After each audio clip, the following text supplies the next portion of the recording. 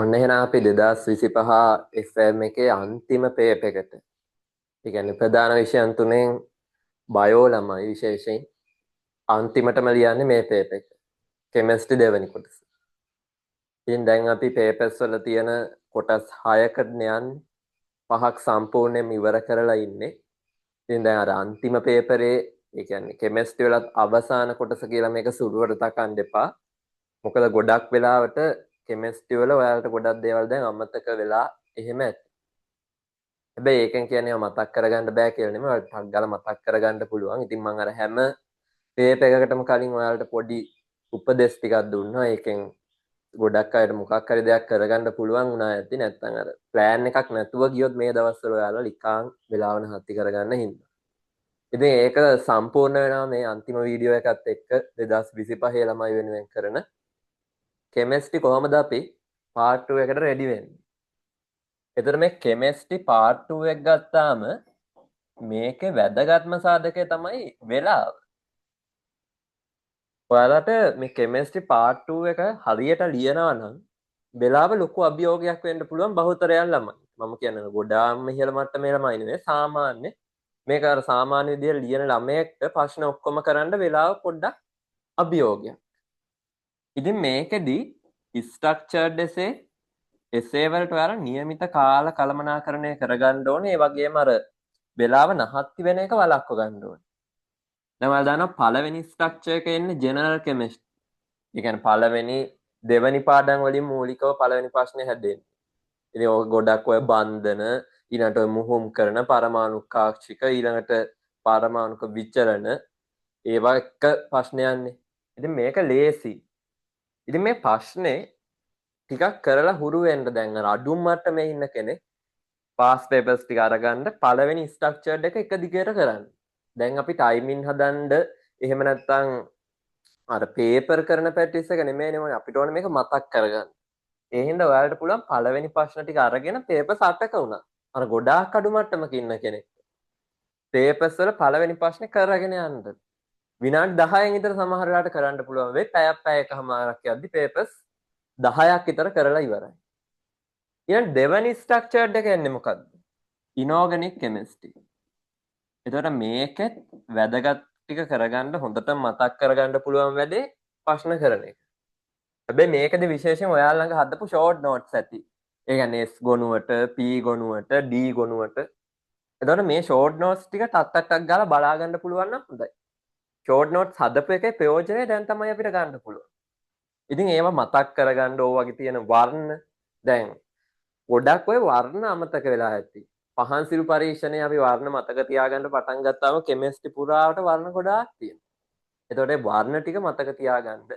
ඒක අදක් බලන්න හෙට විභාගෙට යන්න කලින් බලන්න ඕන ටිකක් ඒ. ඔයාලට D ගොනුවේ රචනා ප්‍රශ්නකුත් එන හින්දා ඒ වර්ණ මතක තියෙන එක සෑහෙන්න දුරට වටිනවා. ඒකත් අලුත් රිසෝස් බුක් එකේ විදිහට බලන්න. අර රිසෝස් බුක් එකේ තියෙන අමුතු වචන ඔය ලයිලැක් කොහොම වචන තියෙනවා රිසෝස් එකේ. ඒ වචන දාලා ඔයාලා බය කරන්න පුළුවන්. ඒ හින්දා. තුන්වෙනි ස්ට්‍රක්චර්ඩ් එසේ ප්‍රශ්නේ එන්නේ ෆිසිකල් කෙමිස්ට්‍රි වලින්. ඉතින් මේවා දන්නවා ගොඩක් අය. ඉතින් මේ ෆිසිකල් ස්ට්‍රක්චර්ඩ් එසේ එක ඔයාලා මුලින් කරද්දි විනාඩි 15ට වඩා කොහෙත්ම ගන්න එපා. මේවා විනාඩි 15ට අඩුවෙන් කරන්න උත්සාහ කරන්න. මේකට විනාඩි 15ට වඩා යන්න දෙන්න එපා. නිකන් ඒක ඇදෙනවා වගේ නම් කරගන්න බැරි කෑල්ලක් තියෙනවා. ඒක තියලා ගියත් කමක් නැහැ. ඊළඟට අවසානක ඕගනික්. මේක හරිම ලේසි. මේකෙන් 100ට 100 ගාල වලට ගන්න පුළුවන්. සමාවයක තව ප්‍රශ්නයක් මුලින් ගොඩක් වෙලාවට තියෙයි. ඒ සමාවය එක ඔයාලට පුළුවන් කටුවට කටුකොළ ඉල්ල ගන්න ඕනේ. කටුකොළේ පොඩ්ඩක් ඇඳලා ටටක් ගාලා කාබන් සැකේ ටික දාගන්න. නැත්නම් පේපරේ සමහර අය කරන්න ගිහින් පේපරේ අන්තිමට ඒකෙත් කටු බලටු ගහලා අන්තිමට ඔක්කොම පැටහෙනවා. කටුකොළ ඉල්ල ගන්න මුලින්ම ඒ කටුකොළේ කාබන් සැකේ අරව මේවා ගහලා යාන්ත්‍රණ තියෙනවා. ඊළඟට විශේෂයෙන් යාන්ත්‍රණ ටික ආයේ බලා ගන්න ඕනේ. යාන්ත්‍රණ නම් මහ ගොඩක් නැහැනේ. ඔයාගේ රිසෝස් බුක් වල යාන්ත්‍රණ සම්මත විදි තියෙනවා. ඒ වගේම පන්ති වල දීපු ඒවත් ඇති. ඒ යාන්ත්‍රණ ටික ටට්ටක් ගාලා මතක් කරගන්න ඕනේ. යාන්ත්‍රණ නැති කෙමිස්ට්‍රි පේපර් එකක් නැහැනේ. හැබැයි යාන්ත්‍රණ භාගයට ලියලා ඉන්න එපා. යාන්ත්‍රණ ලියද්දි ඔක්කොම ටික සම්පූර්ණයෙන් ලියන්න. මේ යාන්ත්‍රණ වල පියවර අනුපිළිවෙලින් දාලා අර මුත්ත කණ්ඩක හැදෙන ඒවා ටික දාලා මම කියන්න ඕනේ නැහැනේ. ඒතර ඔයාලා ඒව ඉගෙනගෙන තියෙනවා. ඒ යාන්ත්‍රණ ටික හරීම හොඳට තියාගෙන යන්න ඕනේ. මොකද යාන්ත්‍රණ කිහිපයක් අනිවාර්යෙන් පේපර් එකේ ස්ට්‍රක්චර්ඩ් එසේ වල තියෙනවා. ඉතින් මේවට ලකුණු සම්පූර්ණයෙන් ගන්නත් පුළුවන්. ආයේ හොඳම දේ ඕගනික් ප්‍රශ්න ටිකත් අර මම කිව්වා වගේ පාස් පේපර්ස් වල කරගෙන යන්න. අර එහෙම කරද්දී ලොකු කන්ෆිඩන්ස් එකක් එනවා. දැන් කරපු නැති පේපර්ස් අත්හදා බලන්න බෑ.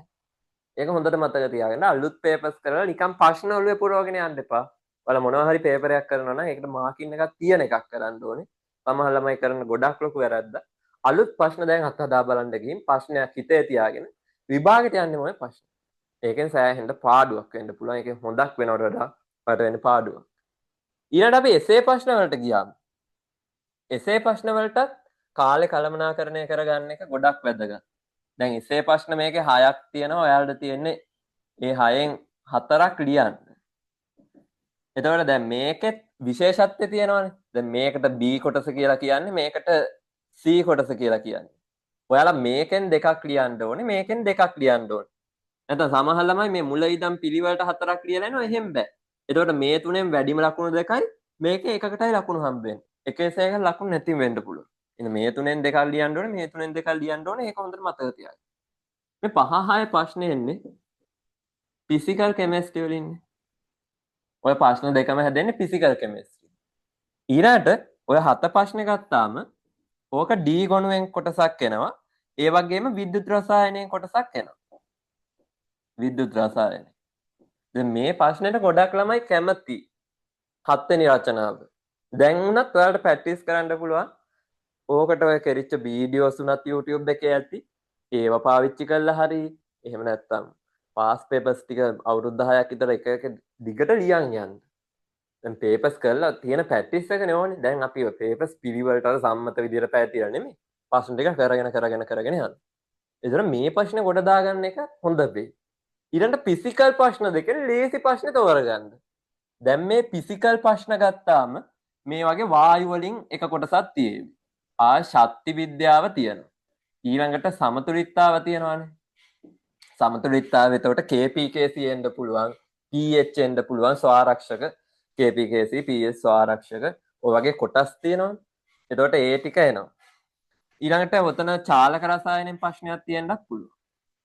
ඉතින් මේකෙන් ඔයාලට හොඳටම කරන්න පුළුවන් ප්‍රශ්නේ තෝරගන්න එකයි වැදගත්. ඔයාලා ආසම් ප්‍රශ්නේ නෙමෙයි. හොඳටම ලියන්න පුළුවන් කියලා හිතන ප්‍රශ්න. එවලේ අපිට හයි ස්කෝර් එකක් ගන්න, වැඩිම ලකුණක් ගන්න පුළුවන් යන ප්‍රශ්නෙට යන්න.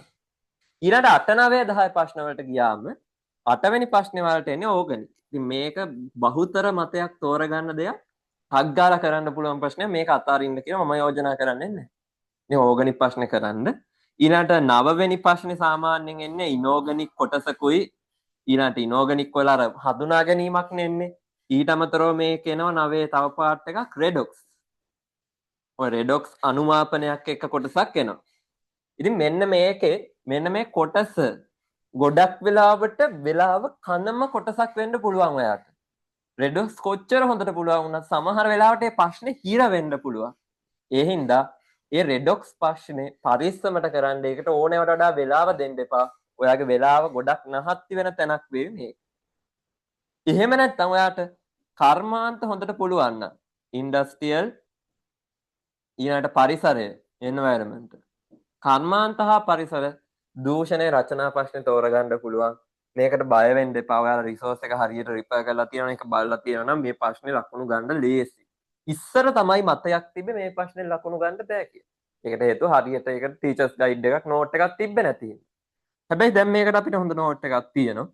ඉතින් ඔයාලා මේක හොඳට පුඩුවන් නම් කරන්න. මේක අර එකපාරම හදාගන්න මම හිතන්නේ නැහැ දැන්. අනිත් ඒවා ඔක්කොම පුළුවන් නම් මේක හදාගන්න පුළුවන්.